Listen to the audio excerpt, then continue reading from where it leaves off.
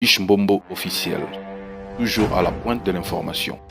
Abonnez-vous, likez et partagez. Mbombo officiel, votre chaîne de référence. Kofi Amata Akita.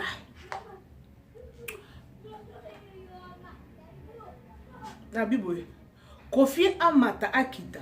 Fallait sa fierté naïe parce que les losos ba télémis ba bikeno batunyo ba nani o ba ote pas Kofi. Bon ça ba on a mis ba na mouvement. C'est Fally Ipupa. Kofi faza la fière ya Fally Ipupa. Wana suko ça vice versa. Ba mataba kita histoire on ne change pas l'histoire. Fally Amata Akita aza produit à Koffi Olomide. Aza produit à Utakuna. Kofi pe Amata Akita. Koffi Olomide, fierté na ministre ya bana oya bimisi za Fally. À part Fally, nani sous tozo mona. Bango nyo sobaza artiste, ba yembara bien, mais Fally Ipupa aza fierté à Koffi Olomide ya quartier la terre. Bon matabo kiteza bongo. Ya en comparaison ça on est loroté papa mona. Mon pesa na ngoti. Tout monde appelle mon papa, mon jela sa papa. Papa pena mo Nathalie kabe ya mono azo évolue mono ne na mono ke na vitesse au mono e petit ke mono ako leka mais a leka te a mwana oyo boti. Fally Ipupa bon na yebite de la part de Fally Ipupa ceux qui partent que non papa na ye pas zoninga pe abattre pe ka record na ndenge na it ata papa azo kende bitika pe na kenda ngona ba ndenga boy. Donc Fally Ipupa c'est la stratégie botika ba polémique wana oh Fally to comparer ba honte Kofi 40 ans de carrière. Fally Ipupa 15 ans de carrière. Fally Ipupa aza ayena ba stratégie ba 5e génération à lelo za ko ba téléphone Android ya lelo. Au comparé iPhone lelo na Ericsson. Ils ont ndenge mokote. Fally Ipupa comprendre déjà subito tano Fally Ipupa timbela déjà Instagram kala. A timbela déjà ba page Facebook a comment déjà ba millions, comment déjà ba 300 000, ba 200 000, ba 300 000 et quelques. Déjà à comprendre déjà ma solo à fanda ezanini et donc ça la Fally comme appelle ba niveau ne ça déjà abima trop libanda afanda trop na ba musicien na ba artiste libanda ba fongolais déjà parce que no moni ah il faut kende boy koto il faut kende boy zonga boy il pas talika boy batumi ba do timbe ba o timbe la makambo na nini na retard ya on tika comparaison o Fally a lobby boy o Kofi a lobby boy ba on bazala artiste mbonga na biso. Sur ce polémique ya moko ça va bien mais ça va cérémonie ba JB na wera JB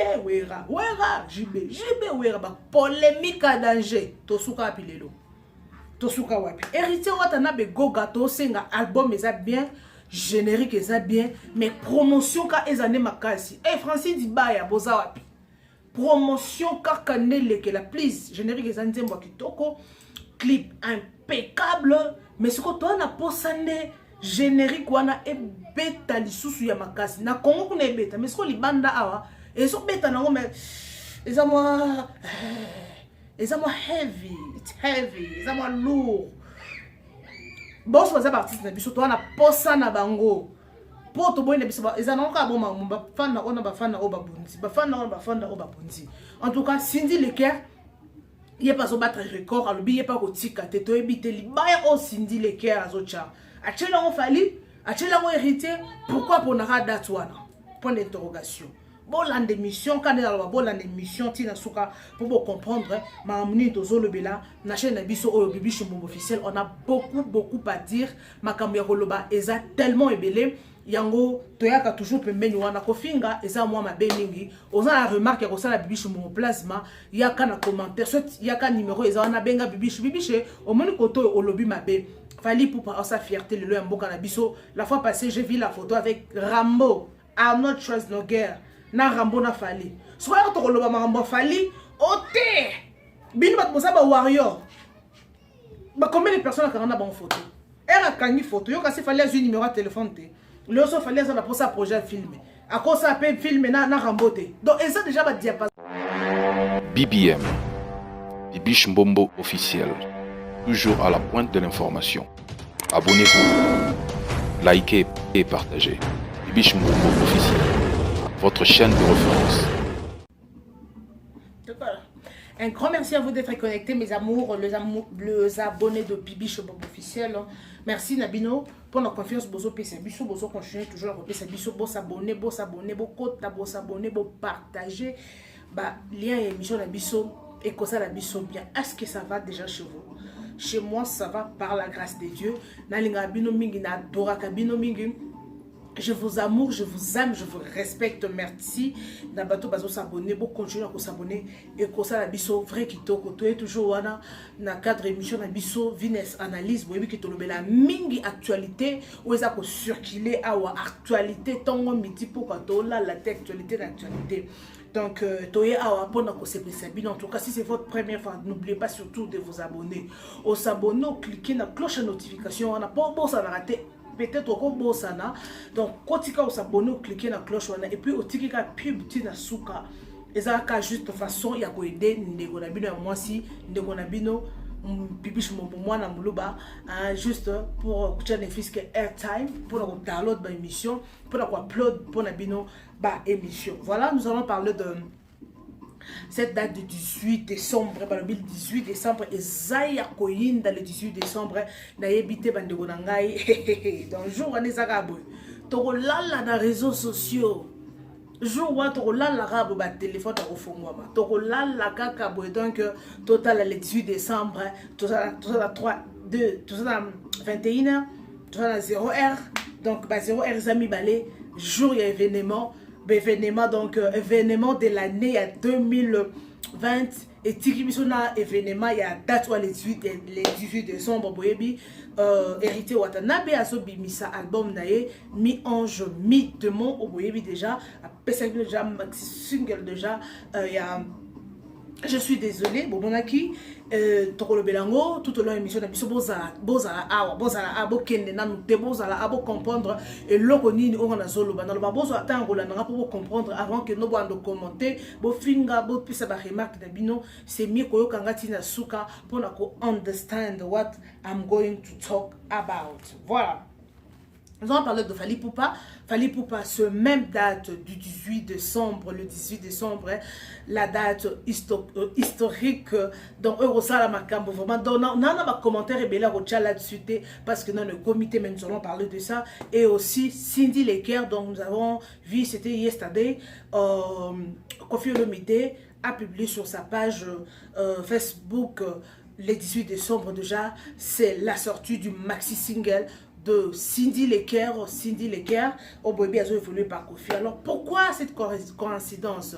Il y a trois dates, trois artistes au Bakobumisa, album Nabango, des albums et maxi single Moko le même jour, même date. En tout cas vraiment, je vous aime, je vous adore. Suivez jusqu'à la fin. Un grand merci surtout à celui qu'on appelle Samuel Tabiala.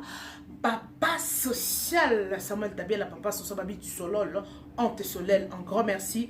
Na papa social, un grand merci à ma maman chérie, maman Galoula, Astrid, la maman de Bibi Chombombo, Plasma Moana Yamoulouba, fière d'être Moulouba. Voilà.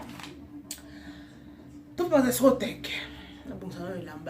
Donc le lundi dimanche, tu vas en mode lin, robe à lin, liputa, donc tu aussi church. Mais l'obito salamusa tellement vous informer c'est notre souci majeur souci wana ya ko débattre na bino ya ko solo na bino. Merci pour la confiance besoin pour continuer na copier sa biso bon s'abonner ne belle bon s'abonner bon cheba like pour émission na biso invisible tcha like abonner tika commentaire cliquez na cloche de notification dans la publicité et ça peut l'autre. Merci bato balelanga non bato balelanga te donc je suis toujours pour vous. Voilà tout le monde na banana nini bandeko na ngai bela kwetu na banana na nini Cindy Leker lobi na fandika ba Cindy linga photo affiche ya Cindy Leker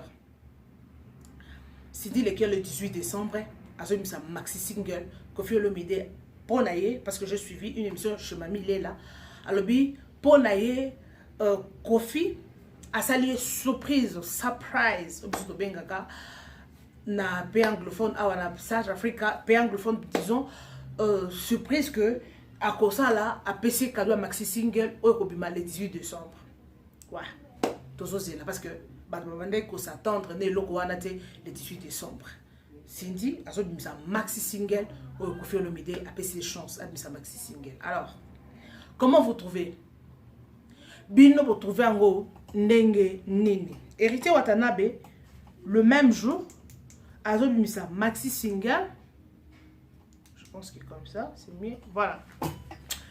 Kofi Olomide et Cindy Le Cœur a sorti maxi single le 18 décembre. Hein?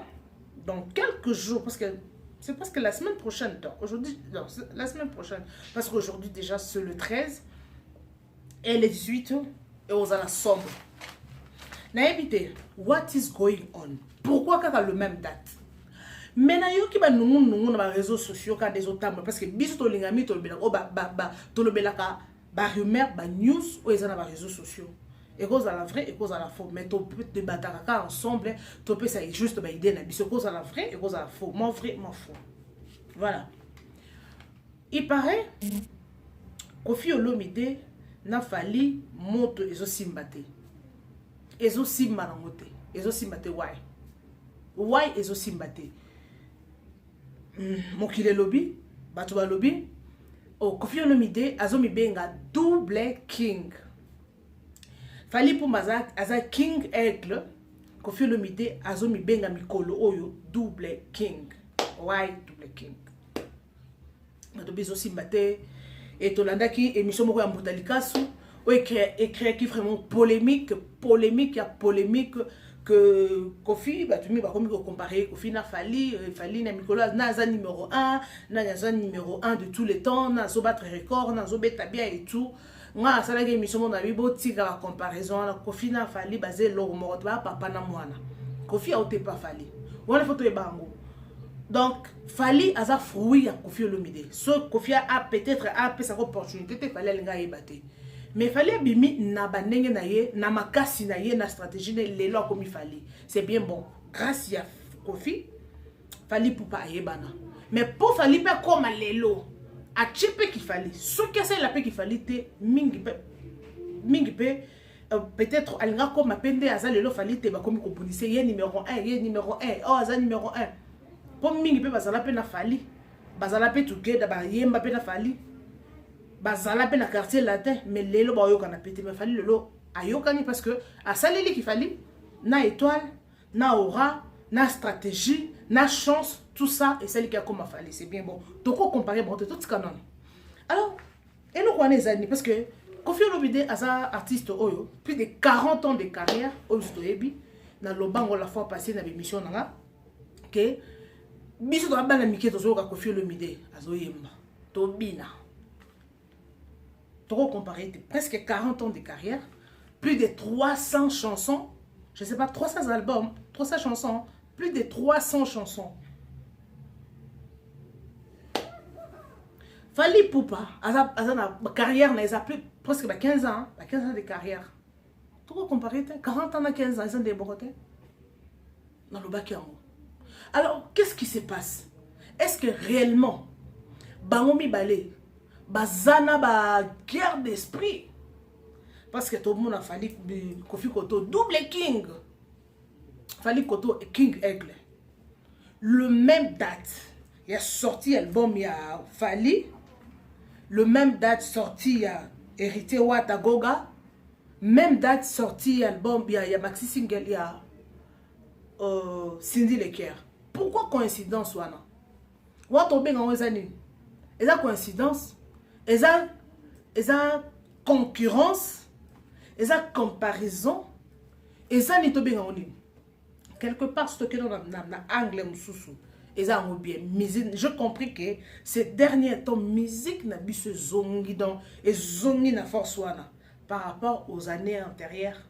Des alaki, boy basseria ba combattant, musique et koufa, musique n'a pas qui koufa qui.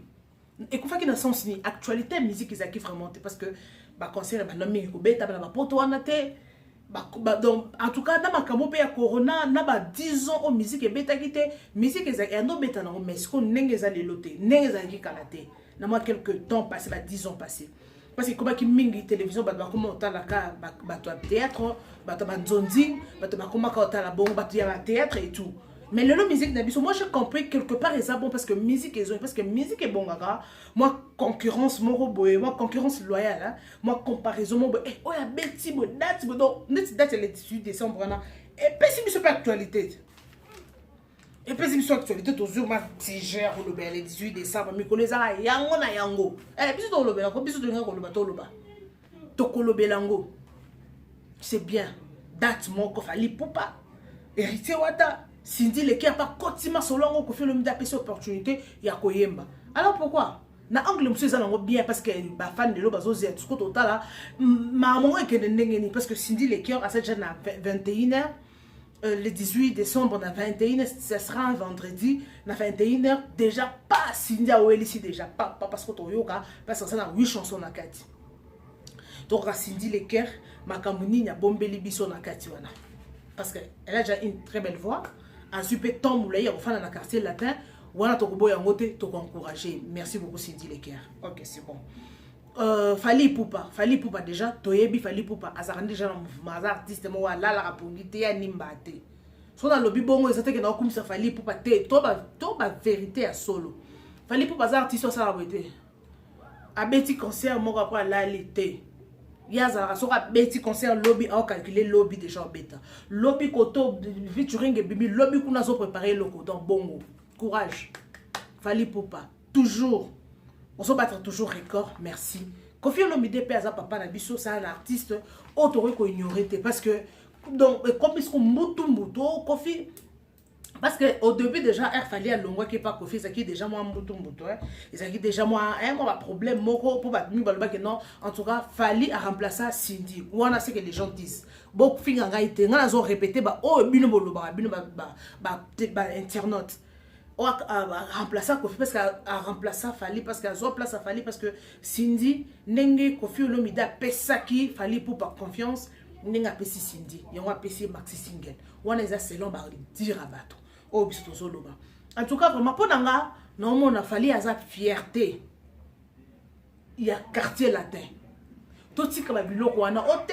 Koffi à ça ba guerre d'esprit azolinga assez comparer parce que normalement déjà on dirait moi ba guerre d'esprit bon na évité maman pesa la bon za monde que ba mi balé ba fandi ba yokani ke ote papa mikolo ngana il faut tous à bon to ça polémique mo mokile ganga maman to fa na pena ba artiste depuis maman pe dengezala. OK, c'est bon déjà bo mikolo ngana ezaka mbutu to finga na ka to tinda ka batu ba porte parole ba finga na eza na ngope bo boyokani. Bon, to éviter. Est-ce que na ka o ya Koffi na fali eza réel parce que to moni mutaluka ça qui émission après sa vie na ya big non selon ye Koffi aza numéro 1 à tous les temps parce que ce bito la concernant ba trophée et fali aza na 27 trophées Koffi Olomide aza na 4 trophées et tout. Surtout bito qui na niveau ba trophée fali à l'équipe Koffi Olomide va trophée. Ce que c'est plutôt qu'il a le album, banzembo. Moi qui Koffi à l'équipe. Donc je ne suis pas là pour Koffi ou pour Fali. Bangonyo se basa artiste abiso ba. Donc au moment où on a ministre dans Congo, ba to ba simbi musique Laura Fali na Koffi bazate parce que Koffi on dirait atali babi nonga na rotika la simate. Ba to génération na ba kenda. Koffi aza toujours wana. Koto ya beti featuring na platinum. Diamond, koto azongi habité, tu na bina là na ola la tête décembre, oh, tika Cindy.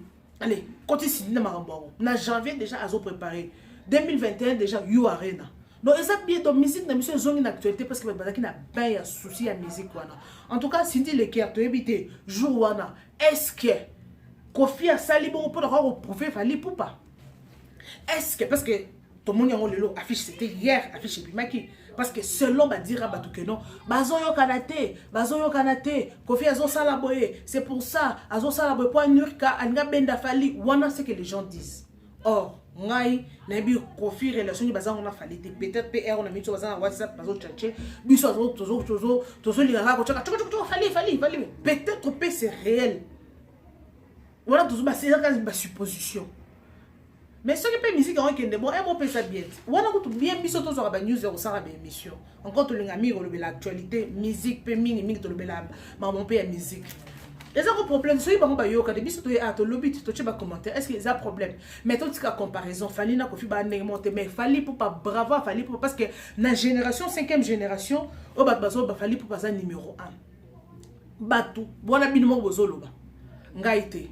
Mais de l'autre part et ça la partie c'est mon sous bazon dima qui numéro 1 Fali Poupa te ba mon sous ba trophée au azu ya ba frima wana ba trophée wana ba bazolo ba que non trophée wana et l'or moroté donc trophée wana eza que non ba yokani ce qui ndenge nzeblo mo ba côté pour azu trophée ba tout ba que non Fali à part promotion voir malonga za na moté wana o ba bazolo ba ngana lo ba on a transmettre ba bazolo ba mais selon biso o to ebi na biso marambia toyebi te makambo réalisation basala yango ndenge nini il faut qu'on réalise clip boye babiso babi ke non fali azalaki mingi azoyemba mingi basi clip na ye baclip ezalaki vraiment na qualité ya bien te mais clip a amélioré en tout cas vraiment Fally Ipupa félicitations kobaka toujours kombo Fally kaka ezaka Fally Kofi héritier Watanabe pe artiste na biso déjà oyo aza toujours wana akoti pe masolongo en tout cas héritier amour alalaki mais lelo héritier à Télémi. Héritier à Télémi, non, moi je ne peux pas rester comme ça. Générique, tout le monde générique, ils ont bêta, malgré, non, générique, ils ont eu canate, générique, ils ont promotion, ils ont c'est ce que les gens disent. Bah, tu dois éviter. Mais générique, ils ont bêta déjà, comme il y a plus de, parce que 200 000 là, dernièrement, dans mon équipe, on a déjà presque 200 000. Tout le monde a générique, voilà. Mais, les lots de non, ils sont bêtatés. Mais, pour nous, ils sont bêtatés déjà parce que presque partout, aux Oyo Kango, bon, on a kota barte, mais aux Oyo Kaka, on a state sabatu, on a réseaux sociaux, on a publié en autant, hérité Watanabe, à sali clip naye, à sali générique naye.